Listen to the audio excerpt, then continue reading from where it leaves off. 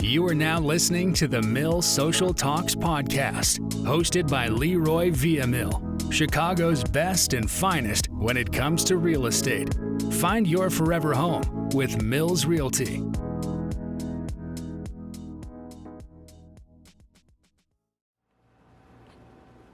Hey guys, this is Leroy at Mills Realty, managing broker.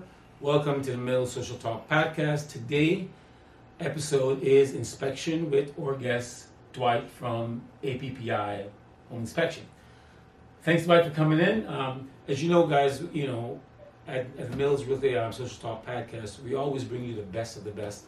We bring you people in the community who knows what they're doing, who have experience, who we work with, and who got referred to us through many different channels. But we here at Mills Realty always bring you information that you will need, bring you information that you need to have every time when buying a home. So I want to say welcome again. And Dwight, you can introduce yourself. Thanks for having me. Good morning. My name is Dwight Lopez. I am the home inspector for APPI, Assured Purchase Property Inspections. Thanks for having me. Yeah, okay. So Dwight, so starting out, why did you get into home inspection? What causes you to get into home inspection? So home inspections is one of those highly skilled career choices. Why do I say it like that? Because as a general home inspector, I am required to know generally what goes on from top to bottom in a home, starting with the roofing, right down to the foundation. And these are usually individual skills that people would do on a daily basis. So, for example, you have roofers, that's all they do, or concrete pourers, or HVAC techs, or electricians, plumbers, and I'm required to know something or a lot of all of these trades. So for me, it was special and unique because of my background, coming from about 15 years in industrial trades and maintenance, HVAC, plumbing, welding, construction, about 10 years in residential remodeling, construction, woodwork, carpentry, residential plumbing and all that. So construction for me is a young man's game. Okay. So you don't do it anymore? I try not to. Oh, you've grown. So I figured after the bones started hurting for a while. Come on. It's time to start. You're a young man, man. Come on. It's time to start teaching. All right. But that's good. That's I good. do it sometimes. Yeah. But for example, after I leave here, I have a bedroom I have to go remodel. Okay. So I'm not done. You're not done totally. Done. But for the most part, generating income and helping in the community, I figured this would be a great segue to open an inspection company and provide a service to the public. So APPI, how long APPI been in? About 5 years now. About 5 years, okay. Yeah, okay. Being a home inspector, and it's been great. It's been awesome. It's been a blessing providing this service. I believe it to be a very important service for the home buyer. Yeah, and I want to, in full disclosure, Dwight has done quite a number of inspections for me. So, as I said, I always use the best people for all of my clients. And so, I just want folks to know that. And so, Dwight, and over the years, you've done a lot of inspections for me. So tell me some of the things that people need to know when they're buying a home. I mean, and there's a lot of things, of course, because when you get an inspection report, it's huge. For sure. So what do you think are some of the most important things? We can kind of get into that a little bit. Yeah, okay. So I think a great place to start would be for you guys to understand the importance of a home inspection. And to help you understand the importance of a home inspection, a comparison might assist you. So when it comes to inspecting, there are three major sectors of home inspections. You have myself, who is a general private home inspector. You have a city inspector who's going to come through and provide a service for you. And then a bank also hires an inspector called an appraiser So these are the three major sectors for inspecting. The bank's inspector, an appraiser, generally comes out, and his target, his goal, is to give the people involved in the contract sale price. What's the value? What's the value of this property? And to come to that number, he's going to go through and look at the neighborhood. He's going to go through, he or she, I apologize, Yeah. and look at the neighborhood, look at the condition of the home, of course the square footage, stuff like that. So it's a basic general walk around, probably 15 minutes they're out of there. Okay, and they could do a comparison with the homes in that neighborhood and come up with a pretty good idea of what their home is valued. That's their job. The city inspector will come through, and their goal, their target, is codes or our codes, city codes. Okay, so they're looking primarily for safety issues, safety concern, because we don't want people living in homes getting hurt. It could be unseen conditions like stuff in the atmosphere, like mold, stuff like that, or radon gas. I don't believe they actually delve into that, but that could be a potential issue. They look for material defects, physical defects like handrails for older people, and stairs and stuff like that, smoke detectors, make sure your plumbing is good. It's a general scope, That's what they do. Now for you, the home buyer, you will hire someone like me to do a home inspection for you. Why? Because my general home inspection will last about an hour to 2 hours, depending on the size of the property. And it's the home inspection that's going to tell you pretty much what condition your home is in, period. What are you buying? Which is why I kind of named the company Assured Purchase. Assured Purchase. Assured Purchase, property inspections. So they know that the property they're buying if you listen to the name, it's all in there. It's all So I'm the guy who's going to get up on your roof if possible, walk your roof, look up in your attic, check your attic space for different defects, make sure you have proper insulation up there for energy savings and all that. Structure, make sure there's no your joists, and all that gets looked at. There's no oversized holes, so nothing gets broken, comes falling down on you. Structure of your wall, your surrounding wall, your foundation wall. If you have a basement, crawl spaces are also examined. Your utilities, your furnace gets looked at. Your air conditioning gets looked at. Your plumbing gets looked at. Even your doors, windows, pretty much top to bottom inspection, which the other inspectors won't do. Okay. Now, within my area, within my field of a general private home inspector, that gets broken down too.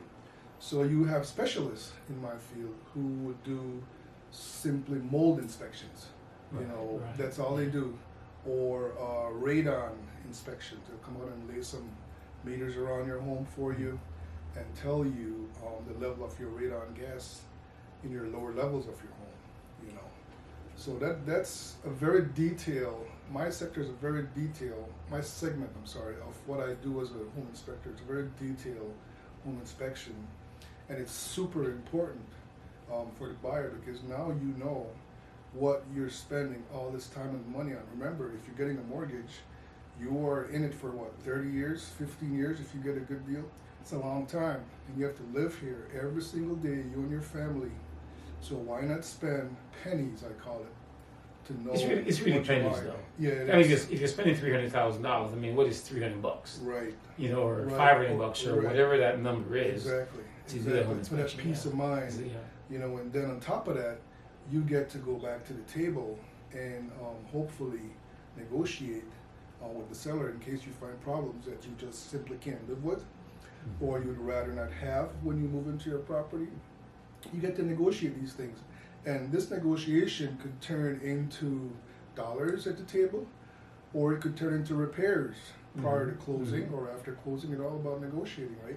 So it's very important and it's a very useful tool for you, the home buyer. Now, I encourage this all the time because a lot of folks, some people, they buy homes and they don't want to spend the money. They look at it and they say, oh, yeah, it's great. And I have had people who came back to me, not my clients, because I encourage everybody to get a home inspector, no matter, even if it's a condominium. I'm like, get something, because we were in there for 10 minutes, 15 minutes. Right. We see the house like, yeah, this looks great. But guess what? Yeah. We don't know if the jacuzzi is not working properly. Right. We don't know if the furnace, if there's electrical issues. Right. So I tell everybody, get a home inspector. Right. Now, there's people who don't want to do it, Yeah. and that's okay. We encourage it here. Now, tell me a little bit about what have you seen that's sort of hidden? Because, and the reason why I'm asking this question, because I've ran into many different kind of inspectors, For sure. and they have not. Sometimes I'm like, "You're done." It's like, "Yeah, we're done." I'm like, "Okay, we're done." Not realizing that, I guess we're and I'm done. thinking, hey, there's more to be done. But what have you seen that like, oh man, I didn't see this. Right. Right. Is there Yeah, anything that you can say that? Yeah, for sure. So here's the thing: when you, the home buyer, along with your realtor, goes through a property when you're purchasing this property, generally speaking, if you compare your mindset to mine, I would be a lot more focused on what to look for than you. What are you usually thinking about? Probably, will my wife or husband like it? The bedroom big enough for my kids? The bathroom, will it, you're looking for accommodation, you're looking for superficial things a lot of times. And it's clean, The it's paint like on the wall, right? The carpet's dirty, oh my God, I gotta do to clean this carpet. There are all kinds of things going through your mind, and I don't have that issue because I am removed from this purchase. Okay, I have no ties to this purchase. I'm coming here to do one job and one job only, and it's to tell you what you're buying. And usually the things that I'm looking for, it's not readily seen by the normal eye because I'm looking beyond. I'm looking at cracks in the wall. I'm looking at date, age of your utilities and different things. Your roof, how much longer will it last you? So it's a professional opinion I'm giving you that I have acquired over experience and years in the field.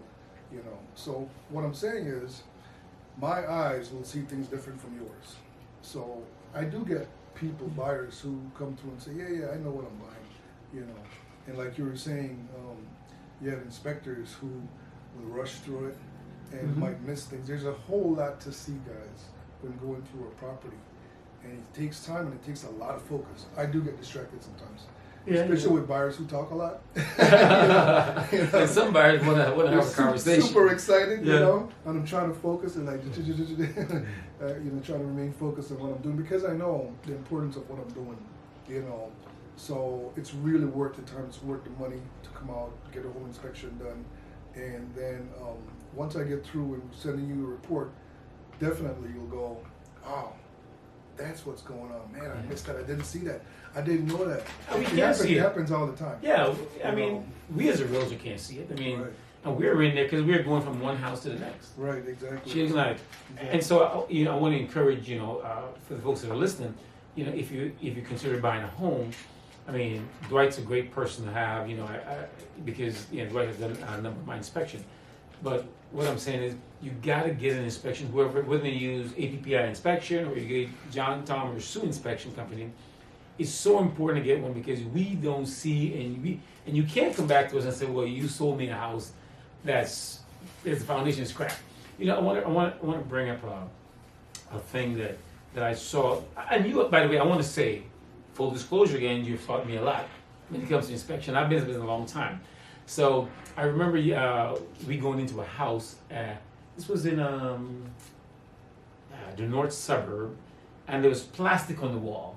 You remember that? Oh yeah. For sure. in And the basement. In the basement foundation wall. Yeah, plastic all around. All around. Yeah. And there was within that there was a repair, and that was a cause for we like the house. Yeah. But you came in as like, maybe there's an issue here with the foundation. That's why I saw. Yeah. Right? Yeah, it was a nice home, I remember it. Yeah, but at the same time, it's like, why is there plastic? Right. You know, Yeah. what's going on with foundation? Yes. What's covering up? I mean, And so that was one of the things that I'm like, oh. And you know what, to be honest, that's the first time I've seen plastic on the wall. Yeah. Right? And I'm like, Like that, yes. we're covering the whole wall. And like, It's not a common practice. and then you did something that you ran your hand against the wall. Yeah. And I think we have found some kind of something that was Pieces uneven, of right? concrete were falling off behind the plastic. Right, right. And I was like, okay, that's really cool. But I've never seen a wall with plastic. I've been in this a long time, Yeah. but not every, and I'm thinking, Yeah. okay. And so I'm thinking maybe it's insulation, Yeah. but it wasn't. Yeah.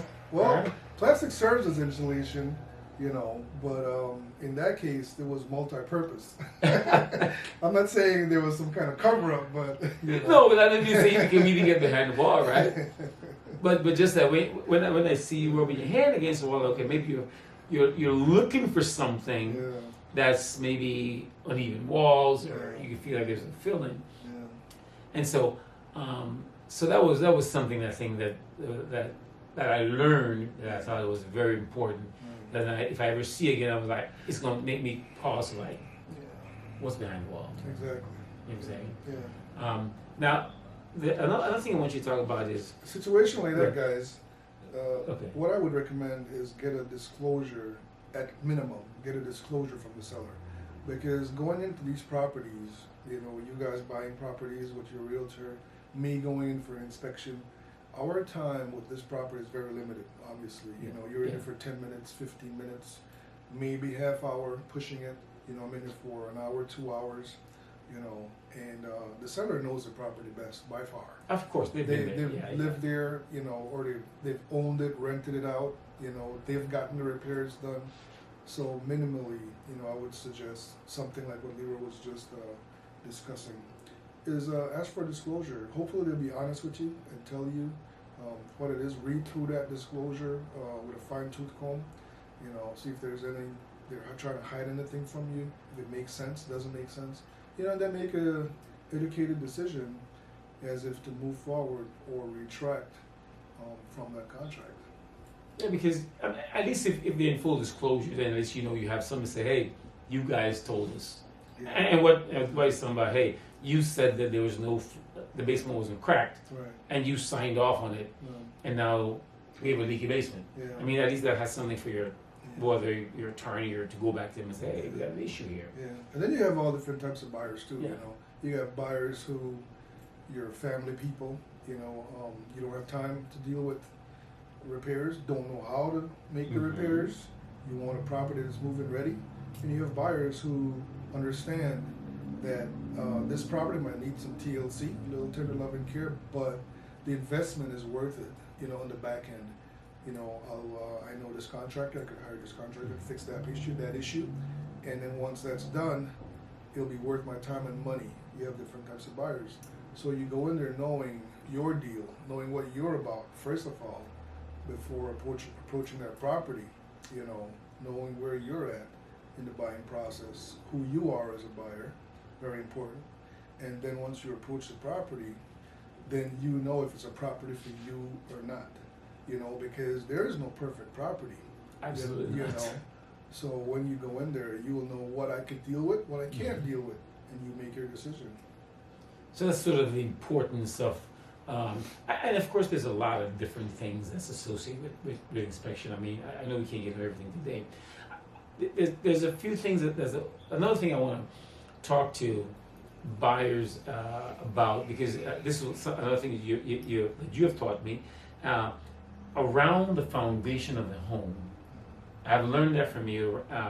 Whereas You're talking exterior or the exterior. Okay. Whereas you have your foundation, and then it's maybe dirt that's above the Yeah, foundation. And yeah. so talk about that a little bit Yeah. when they're looking for a home. Right. So this is one of those issues that's very simple to remedy, and if you don't know it, you just don't know it, right? So here's the issue: when you build homes, when builders build homes, they'll generally leave at least 2 inches of the concrete slab, if it's a basement, exposed. So if your home is brick or siding, be it vinyl, wood, whatever, metal siding, if If you look at the bottom near the earth, you'll see or should see some concrete, at least 2 inches of it. Sometimes there's a lot more, 12 inches, whatever, but concrete's visible. That's your foundation wall. That needs to remain visible. Now here comes a home buyer, and they want to plant plants around the home, and they will use some fillers, sod and different things to make their plants pretty, and they put it up against the house. And next thing you know, over time, you have dirt, you have plants, you have all kinds of things covering up this concrete foundation. All you're seeing is either your brick or your siding, and it looks great. It actually looks better to some people. Hey, I covered up that ugly concrete. Here's the problem.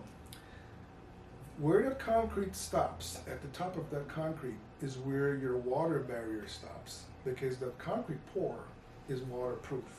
Okay? Right above that concrete, where that concrete stops, is a sill plate, usually made of wood, laying horizontally. And on top of that comes your studs, and on the exterior is your siding. All this is not waterproof.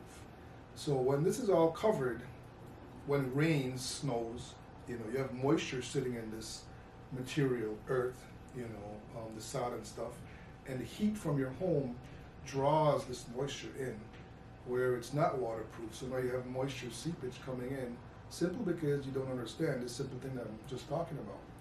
So things like this happen, and the home inspector knows it, and it's the home inspector's job to educate you and help you remedy the problem.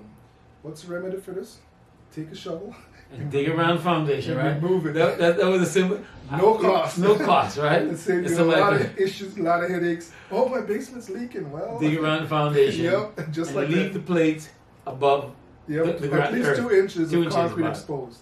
So that's one of the things that I've learned. I've learned, as Dwight from APPI Inspection, again, we could talk quite a bit, because I mean this is a topic that we think is so important for the public to know about, because of course you have the inspector, you have not only, you have certain inspectors, and you have certain buyers, who buys to rehab, and they can handle that, right? True. But you, the person who you want to buy a home, you want to put your kids in a school, you don't want to be bothered with all that stuff. You need a home inspector who understands what you need. So I want to tell you guys, thanks Dwight for coming. I know we haven't even touched. We're still scraping. We haven't even gotten to the details. We can bring Dwight back on another topic, but again, I want you guys to this is the Mill Social Talk podcast. I want you to share us, like us. This is your host, Leroy Viamille. Please comment. Please comment and share a video. We dropped the video on the audio on Monday, and on Thursday we're going to drop the podcast. So hey guys, thank you for listening. Thank you again. Please share us. Again, this is the Mills Social Talk podcast. And you can always go to millsreal.com and tell us how they can get a hold of you. So you can contact me, guys, through realestateforus.com is the website, or you could email me, dwight.lopez73@gmail.com. I'm giving it out because none of my bank accounts are associated with this email, okay? So we're good. dwight.lopez73@gmail.com. You want to give your phone number? And 224-280-0527. Happy shopping, guys. Thanks, guys, for watching. Again, this is the Mill Social Talk podcast. Thanks for watching. Thank you for listening to the Mill Social Talks podcast. Remember to follow this podcast on whatever platform you desire. Episodes are released weekly, and if you enjoyed participating, please follow us at The Mill Social at Facebook, Instagram, Twitter, and YouTube. For all real estate inquiries, visit millsreal.com. Find your forever home with Mills Realty.